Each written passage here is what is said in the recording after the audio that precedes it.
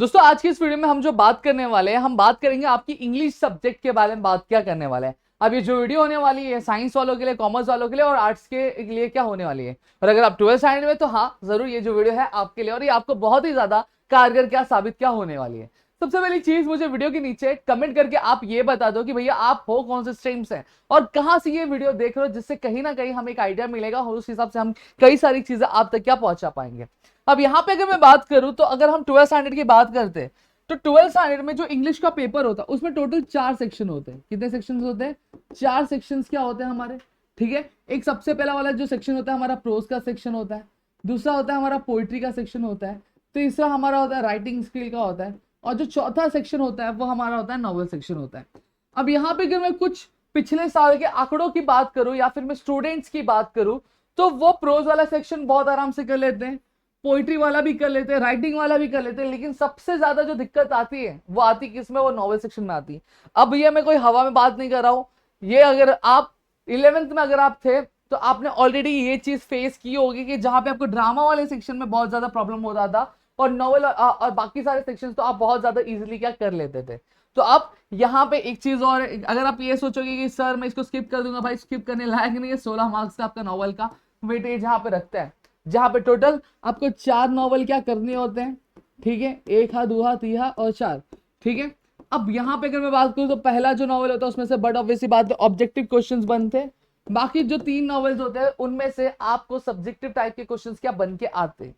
अब दूसरी चीज कि अब ये इस वीडियो में सर आप बताने क्या वाले हो, इस वीडियो में बेसिकली ये बताने वाला हूं कि इस चीज को पढ़ा कैसे जा सकता है। अब यहाँ पे मैं एक तरीका बताने वाला हूं, अगर आप ये चीज खुद से कर सकते हो तो बहुत अच्छी बात है, या फिर अगर आप चाहते हो कि ये चीज मैं आपके लिए थोड़ी सी कम कर दूं तो हमारा इंग्लिश का रैंकर बैच जो इस साल फुल फ्लेज कोर्स आपके लेके आने वाला है, जहां पे हम आपके इंग्लिश के पूरे चैप्टर्स कंप्लीट करेंगे, पोएम कंप्लीट करेंगे, राइटिंग स्किल कंप्लीट करेंगे, प्लस हम साथ ही साथ नॉवेल वाला पार्ट भी क्या कंप्लीट करेंगे दोस्तों। तो फटाफट से अगर आप चाहते हो तो आप जाके परचेज कर सकते हो, नीचे ऐप की लिंक दी हुई है। और अगर अगर आज आप इस वीडियो से जाते हो तो वहां पे आपको एक कूपन कोड मिल जाएगा जहां पे पीजीए 100, अगर आप आज जाके कूपन कोड अप्लाई करते हैं तो वहां पे आपको जो कोर्स है, कोर्स की प्राइस में आपको 100 रुपीज का डिस्काउंट क्या मिल जाता है दोस्तों, ठीक है। तो पीजे 100 आप क्या अप्लाई कर सकते हो। जो कोर्स की जो एक्चुअल प्राइस है वो 1499 की है, लेकिन ये कम करके आपको 799 की कर दी गई है। लेकिन अगर आप आज इस वीडियो को देख के जाते हो तो इसमें भी आपको 100 रुपीज का डिस्काउंट मिल जाता है, और जो आपकी कोर्स की जो प्राइस हो जाती है वो 699 क्या हो जाती है दोस्तों। तो अगर परचेस करना चाहते हो तो जाके परचेस कर सकते हो। तो चलिए अब आगे मैं बात करता हूं आपके किसके कि पढ़ना कैसे है। तो यहां पे मैं कुछ स्टेप्स आपको बताऊंगा, स्टेप्स आपको फॉलो करने, अगर वो स्टेप्स आपने फॉलो कर लिए तो for sure you are going to score good marks in novel section as well. सबसे पहली चीज मैं आपको बता देता हूं कि ये जो नॉवेल आप देख रहे हो, ये नॉवेल कहीं ना कहीं एक आपका पार्ट है, ठीक है। किसी स्टोरी का एक पार्ट है, कोई बुक है नॉवेल की, ठीक है, उसमें से स्टोरी का एक पार्ट उठा के आपके टेक्स्ट बुक में आपको क्या दे दिया गया है। ये कंप्लीट पूरी कहानी नहीं है, पूरा नॉवेल नहीं है, नॉवेल का एक पार्ट, एक हिस्सा आपकी आपके टेक्स्ट बुक में क्या ऐड करके दे दिया गया है। इस वजह से बहुत ज्यादा कंफ्यूजन होता है। अब करना क्या है, सबसे पहली चीज आप एक ये अंदाजा लगा लो कि आपके नॉवेल में मेजर कैरेक्टर्स कौन से, ठीक है। मेजर कैरेक्टर्स मतलब कौन से कैरेक्टर्स, कौन से किरदार आपको क्या देखने मिलेंगे। अब ये देखने के बाद अब आप क्या करो, उसकी जो बैकग्राउंड है, मतलब बेसिकली अगर कहानी का एक पार्ट है तो उसका बैकग्राउंड क्या वो आप जान लो, ठीक है। कि जैसे फॉर एग्जांपल अगर आपका है टू सर विथ लव, जहां पे ईआर ब्रेथवेट की कहानी है, तो ईआर ब्रेथवेट कौन थे, क्या करते थे, उनके साथ क्या क्या चीजें हो चुकी थी, ये चीज के बारे में आपको थोड़ा सा एक आइडिया आ जाना चाहिए, बैकग्राउंड। फिर तीसरी चीज, आप जब पढ़ रहे हो पढ़ने से पहले आप क्या करो, आप नॉवल की एक समरी जो आपकी टेक्स्ट बुक के स्टार्टिंग में ही दी रहती उसको समझ लो, ठीक है।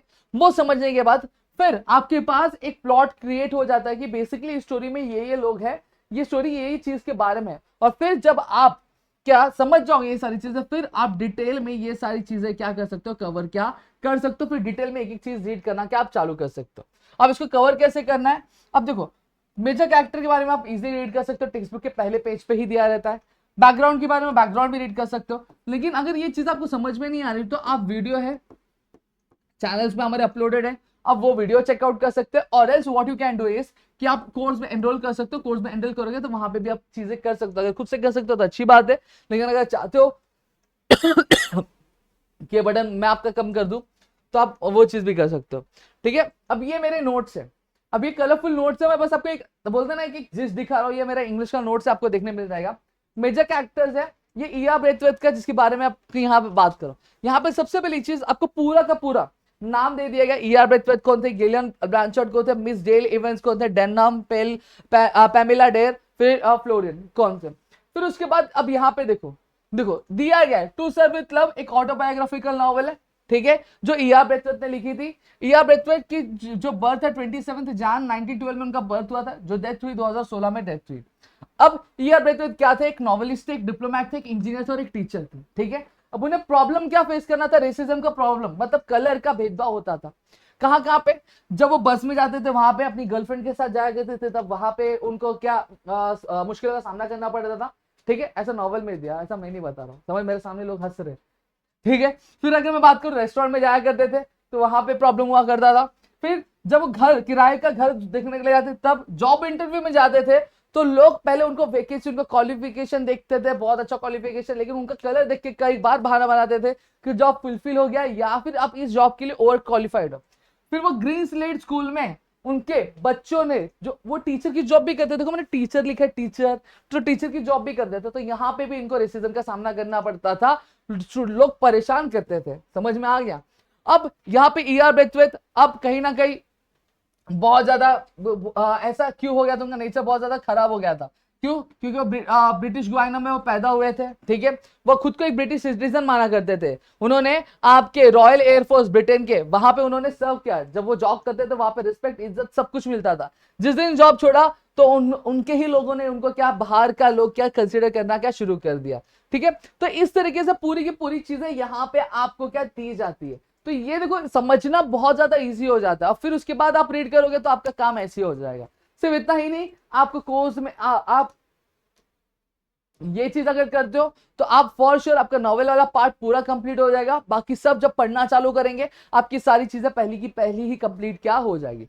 और सेकंड चीज की अगर मैं बात करूं तो अगर आप कोर्स में एनरोल करना चाहते हो तो आप एनरोल कर सकते हो, और साथ ही साथ अगर मैं बात करूं तो वहां पे आपको जो है सारी चीज, आपको ग्रामर वाला पार्ट मिल जाएगा। इवन तो यूट्यूब चैनल्स पे भी आएंगे, लेकिन अगर आप वहां पे आते हो तो वहां पे आप 1-to-1 हमसे बात कर सकते हो, कुछ डाउट रहेगा, कुछ क्वेरी रहेगी, आप पूछ सकते हो, वहां पे आपको पूरा गाइडेंस का दिया जाता है। आई होप सो इतनी चीज आपको क्लियर हो गई होंगी, जहां पे मैंने एक तरीका बता दिया किस तरह से लर्निंग करना चाहिए, किस तरह से पढ़ना चाहिए आपको, सारी चीजें।